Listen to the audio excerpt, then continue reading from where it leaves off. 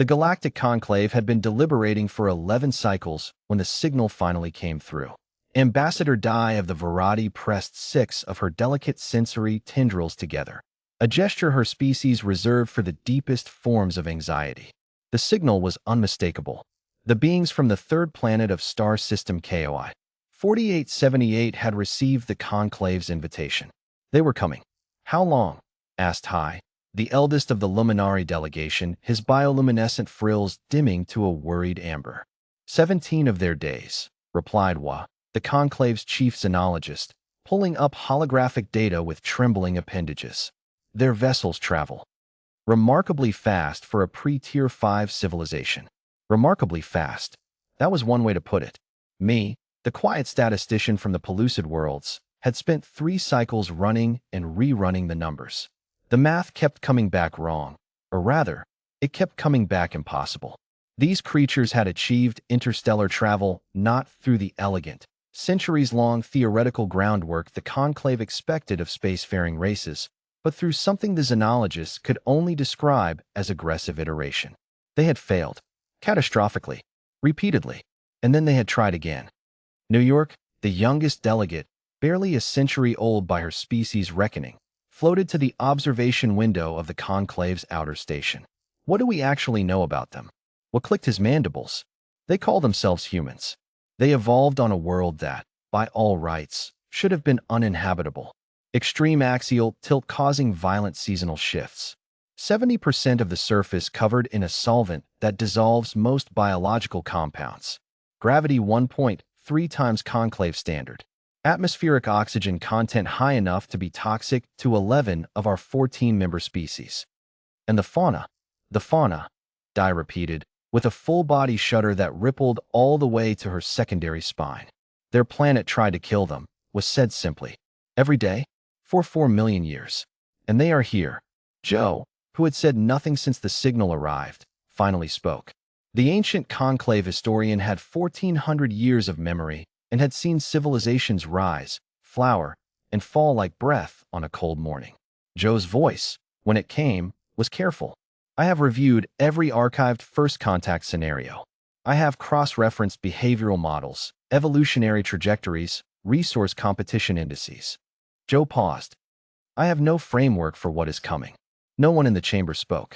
The ship that docked at Conclave Station Theta 7 was not what the delegates expected. It was small, almost insultingly so, a vessel barely large enough to carry a meaningful diplomatic party. But it was dense, built with a compactness that suggested the designers had approached the problem of space not with elegance, but with a determined refusal to waste a single cubic centimeter.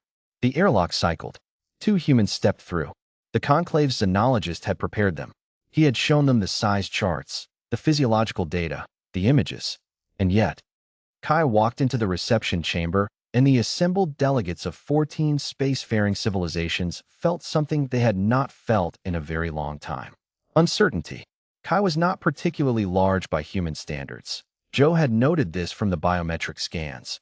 But to eyes that had only seen the delicate luminari or the soft-bodied pellucid or the fluid grace of the Variety, there was something fundamentally different about the way a human moved. It was not graceful. It was deliberate.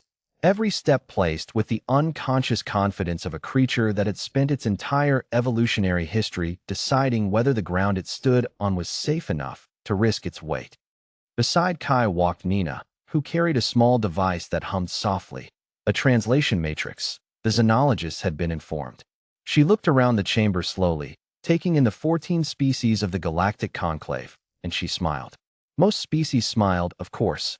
The Luminari flared their frills. The Variety rippled their chromatophores. The Pellucid brightened their core luminescence.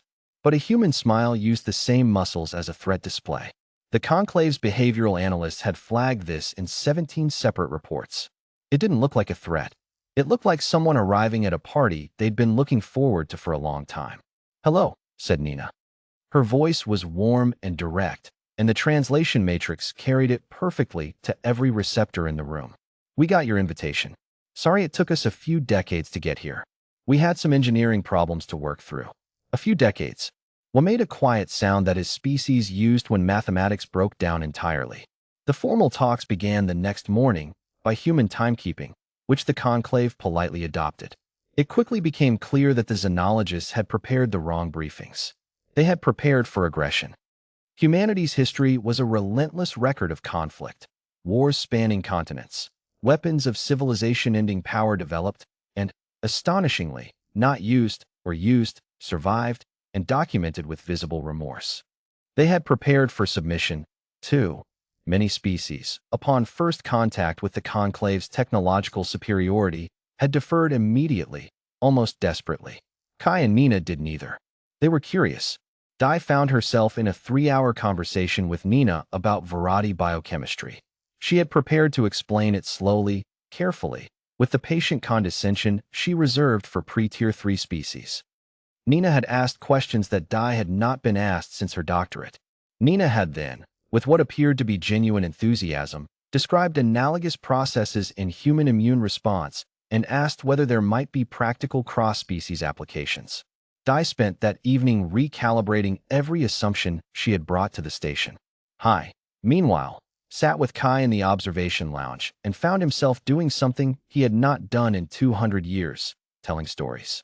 The Luminari elders spoke of the founding wars, of the first fragile treaties, of the long peace that had followed. Kai listened, truly listened, the way Hai's own grandchildren no longer did, and then said, "We went through something like that. Messier, probably. We nearly didn't make it." "But you did," Hai said. "We did," Kai agreed.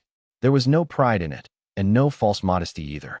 Just the plain acknowledgement of a fact that still seemed, to the human, genuinely surprising. "How?" Hai asked. Kai thought about it for a long moment. "We got tired of losing. We're stubborn like that." On the 5th day, the incident occurred. A coolant failure in the station's secondary systems created a pressure cascade in the eastern docking ring, the section that, by the cruelest possible chance, housed the conclave's most fragile delegation, the gaseous Myrati, whose containment vessels could not survive a pressure spike. The station alarm sounded. Evacuation protocols activated. By the time we reached the docking ring with the emergency team, the crisis was over. Kai had located the manual override panel, a backup system installed for exactly this scenario, but never used, because no conclave species had the grip strength to operate it under pressure differential.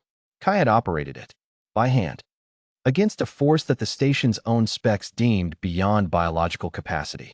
The Myrati containment vessels were intact. Kai was sitting on the floor of the docking ring, bleeding from one hand where the panel housing had cut it, eating what appeared to be a small rectangular block of compressed food and looking utterly unbothered. "You're injured, well managed." Kai looked at the hand. "It's a cut. You shouldn't have been physically capable of." "The Myrati were going to die," Kai said, as if this were a complete explanation. It was. That night, the 14 ambassadors of the Galactic Conclave held a private session. Joe spoke first. "I was wrong to say I had no framework. I had the wrong framework. I was looking for what humans are. I should have been looking at what they do. They solve problems," he said slowly. "Any problem, with whatever they have available, without waiting for permission or perfect conditions or guaranteed success. They came from a death world," New York said, "and they brought the death world with them. Not the violence, the refusal to stop." Dai was quiet for a long time.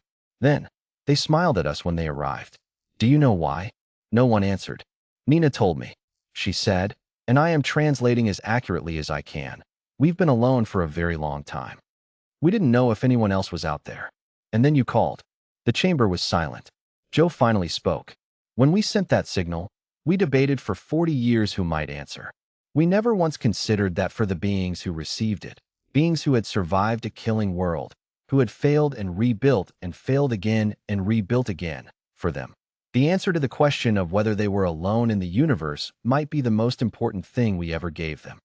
Hai's frills shifted to a slow, deep gold. "What do we do now?" New York asked. What considered the question. Outside the observation port, the human ship sat at dock, small and dense and quietly humming. "We welcome them," Joe said, carefully, honestly, "and we do not underestimate them again." Back in the observation lounge, Kai and Nina sat side by side, watching the stars. "What do you think?" Nina asked. Kai was quiet for a moment. "I think we're going to fit in fine." Nina laughed. That warm, full sound that had startled every alien in the station the first time they heard it. Outside, the galaxy turned. And for the first time in a very long time, humanity was not alone in it.